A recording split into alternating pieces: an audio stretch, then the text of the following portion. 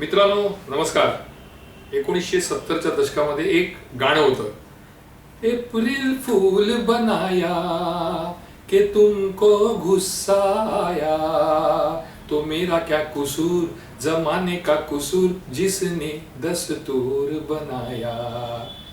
April फूल म्हणजे April महिना आला की एप्रिल महिन्यामध्ये अनेक मित्र मैत्रिणी एकमेकांना एप्रिल फूल बनवत असतात. आणि 1970च्या दशकातलं जे गाणं आहे त्याचा अनुभव आजही अनेकांना येतो. एप्रिल महिना आला की एप्रिल महिन्यामध्ये आपल्याला कोणी ना कोणी एप्रिल फूल बनवत असतो. आज एप्रिल फूल हा विषय घेण्यामागचा उद्देश एवढाच आहे की राजकारणामध्ये दोन गोष्टी अशा आहेत की आता त्या एप्रिल फूल ठरणार की खरंच त्याच्यातून काहीतरी उघड होणार. त्यातील एक जे आहे ते एप्रिल फूल ऑलरेडी झालेले आहे, ते म्हणजे ठाकरे गटाचे पक्षप्रमुख उद्धव ठाकरे. गेल्या अनेक वर्षापासून म्हणजे 3 वर्षापासून सुप्रीम कोर्टामध्ये पक्ष आणि चिन्ह याबाबतची सुनावणी सुरू आहे. तारीख पे तारीखचा खेळ सुरू झाला. शेवटी उद्धव ठाकरे गटाने लवकरात लवकर याच्यावर निर्णय घ्यावा, अथवा जे सिम्बॉल आहे धनुष्यबाण ते तुम्ही सीज करावं अशी मागणी सुप्रीम कोर्टाकडे केली. ही केली गेल्या महिन्यामध्ये. लागली सुप्रीम कोर्टाने काय सांगितलं की ठीक आहे, 1 एप्रिलला आपण त्यावर सुनावणी करू शकतो. आज आहे 1 एप्रिल. आता असं समजण्यात आलेलं आहे किंवा असं कळलेलं आहे की ही तारीख आता 26 एप्रिल पर्यंत पुढे ढकलली गेली आहे. म्हणजे एप्रिल फुल उद्धव ठाकरेंना सुप्रीम कोर्टाने एप्रिल फुल बनवलंय. कारण 26 एप्रिल जरी असेल तरी आता निर्णय हा मला वाटतं जूनच्या नंतर येईल. कारण 26 एप्रिल नंतर दीड तास सुनावणी झाली, त्यानंतर निकाल दाखवून ठेवणार, मग त्याच्यावर पुन्हा एकदा अंतिम निकाल येणार. तोपर्यंत मग मे महिना येणार. मे महिन्यामध्ये सगळे कोर्ट बंद असणार आणि त्यामुळे हा निकाल इतक्या काही लवकर लागणार नाही. पण इतकं निश्चित आहे की 1 एप्रिल सांगितलं आणि उत्सुकता वाढवली जनतेची जरी नसली, कारण जनतेला माहिती आहे याच्यातून काही निष्पन्न होणार नाही, तरी देखील उद्धव ठाकरेंनी जर अर्ज केला होता त्यानंतर असं वाटलं की नाही आता 1 एप्रिलला सुनावणी होईल. पण जेव्हा हे लक्षात आलं नाही की 1 एप्रिल म्हणजे एप्रिल फुल. आता येऊया दुसऱ्या घटनेकडे, म्हणजे दुसरा एप्रिल फुल होणार की नाही.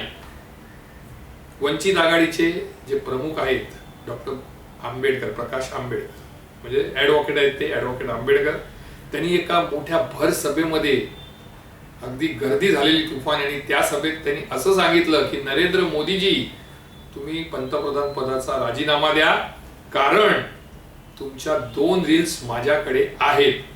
जर तुम्ही त्या 2 रील्स दिल्या नाही तर एप्रिल महिन्यामध्ये मी त्या 2 रील्स बाहेर काढणार आणि त्यातून तुमची नाचक्की होऊ शकते.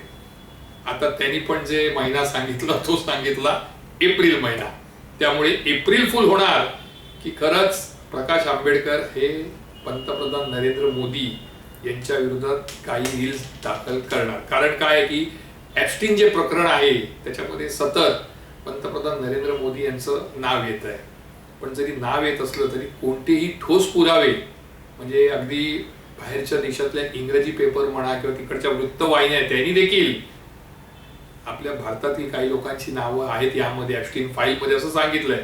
त्यानंतर संपूर्ण देशभरात विरोधक जे आहेत त्यांनी टार्गेट कोणाला केलं तर नरेंद्र मोदी यांना केलं. त्यानंतर सुब्रमण्यम स्वामी यांनी त्याच्यावर शिक्कामोर्तब केलं की नाही हे फार मोठे शौकीन आहेत.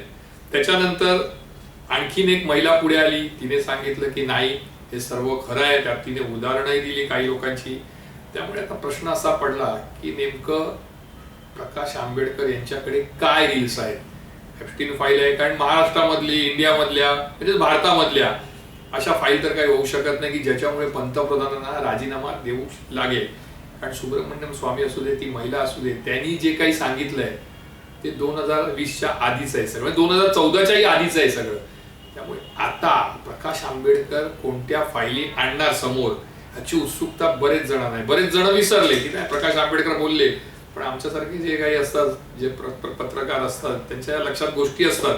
त्यामुळे साहजिकच जसा 1 एप्रिल आला तसं मला एक गोष्ट लक्षात आली, अरे आज सुप्रीम कोर्टाची डेट पुढे गेली, म्हणजे उद्धव ठाकरेंना एप्रिल फुल उद्धव ठाकरेंना बनवलं सुप्रीम कोर्टाने.